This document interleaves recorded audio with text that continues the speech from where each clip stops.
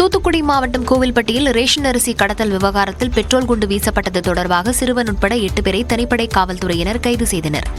ராஜீவ் நகரை சேர்ந்த மாரிசெல்வம் என்பவர் சட்டப்படிப்பு முடித்துவிட்டு கோவில்பட்டியில் உள்ள ஒரு வழக்கறிஞரிடம் பயிற்சி பெற்று வருகிறார். அதே பகுதியைச் சேர்ந்த பாம்பு கார்த்திக் என்ற கார்த்திக் ராஜா தனது கூட்டாளிகளுடன் ரேஷன் அரிசி கடத்திய போது விருதுநகரில் காவல்துறையினர் பிடித்து வழக்கு பதிவு செய்ததாக கூறப்படுகிறது. மாரிசெல்வம் கொடுத்த தகவலின் பேரில் தான் காவல்துறையினர் ரேஷன் அரிசி கடத்தலை தடுத்ததாக கார்த்திக் ராஜா நினைத்துள்ளார். இதனால் கடந்த 23ஆம் தேதி நள்ளிரவில் கார்த்திக் ராஜா 15 பேர் கொண்ட கும்பலுடன் சென்று மாரிசெல்வத்தின் வீட்டின் மீது பெட்ரோல் குண்டு வீசியதாக புகார் அளிக்கப்பட்டது. அத்துடன் மாரிசெல்வத்துக்கு சொந்தமான 2 வாகனங்களையும் தீ வைத்து கொளுத்தினர். இச்சம்பவத்திற்கு அதிமுக பொதுச் செயலாளர் எடப்பாடி பழனிசாமி உள்ளிட்டோர் கண்டனம் தெரிவித்தனர். இந்த சம்பவம் தொடர்பாக 16 வயது சிறுவன் மற்றும் குப்பனாபுரத்தைச் சேர்ந்த அருண்குமார், வீரவாஞ்சி நகரை சேர்ந்த சண்முகராஜ் உட்பட 8 பேரை காவல்துறையினர் கைது செய்தனர். தலைமறைவாக உள்ள முக்கிய குற்றவாளியான கார்த்திக் ராஜா உட்பட மேலும் 7 பேரை தீவிரமாக தேடி வருகின்றனர். செய்திகளை தொடர்ந்து பார்க்கலாம் இடைவேளைக்கு பிறகு.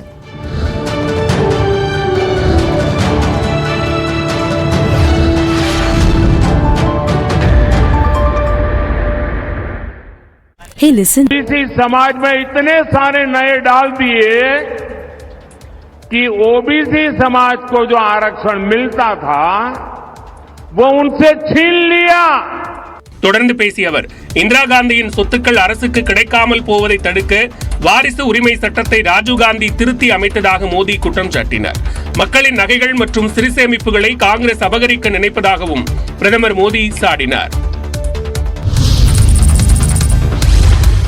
காங்கிரஸ் தேர்தல் அறிக்கையில் இடம்பெற்றுள்ளவை குறித்து நேரில் விளக்கமளிக்க விரும்புவதாக பிரதமர் நரேந்திர மோடிக்கு காங்கிரஸ் தலைவர் மல்லிகார்ஜுன கார்கே கடிதம் எழுதியுள்ளார். காங்கிரசின் தேர்தல் அறிக்கையில் கூறப்படாத பலவற்றை பிரதமர் பேசி வருவதாக தனது கடிதத்தில் கார்கே குற்றம் சாட்டியுள்ளார். பெண்கள், இளைஞர்கள், விவசாயிகளுக்கு சம நீதி கிடைக்கச் செய்வதே காங்கிரஸ் தேர்தல் அறிக்கையின் நோக்கம் என குறிப்பிட்டுள்ள அவர், ஒரு சில சாராம்சங்களை மட்டும் வைத்துக் கொண்டு மக்களிடையே பிரிவினையை ஏற்படுத்த முயல்வது பிரதமருக்கு வழக்கமான ஒன்றாகிவிட்டதாக கூறியுள்ளார்.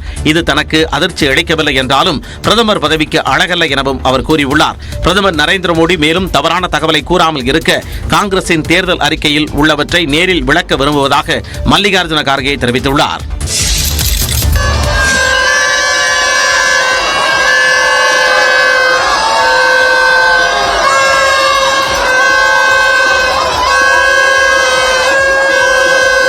மதுரையில் கோவிந்தா கோவிந்தா கோஷத்துடன் அழகர்மலை நோக்கி கள்ளழகர் புறப்பட்ட காட்சிதான் இது. மதுரை மீனாட்சி அம்மன் கோவில் சித்திரை திருவிழாவின் ஒரு அங்கமாக அழகர் மலையில் இருந்து இறங்கி மீனாட்சி திருக்கல்யாணத்தில் பங்கேற்ற அழகர் வைகை ஆற்றில் எழுந்தருளியதை லட்சக்கணக்கானோர் தரிசித்தனர். தேனூர் மண்டபத்தில் மண்டூக முனிவருக்கு சாப விமோச்சனம் அளித்த அழகர் தசாவதார நிகழ்வை தொடர்ந்து அனந்தராயர் பல்லக்கில் தல்லாகுளம் நோக்கி புறப்பட்டார். மதிச்சியம் அருகே வைகை ஆற்றில் இறங்கி தடம் பார்த்த அழகரை பக்தர்கள் பக்தி மனம் கமழ கோவிந்தா என கோஷமிட்டு வழிபட்டனர்.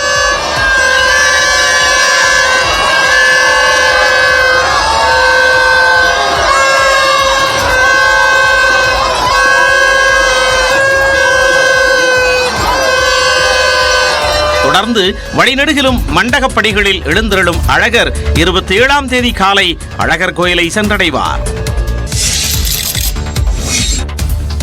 திருப்பூர் மாவட்ட ஆட்சியர் அலுவலகத்தில் வெவ்வேறு நிலைகளில் பணியாற்றும் 3 அரசு பெண் ஊழியர்கள் தொகுதி 1 தேர்வில் வெற்றி பெற்று அசத்தியுள்ளனர்.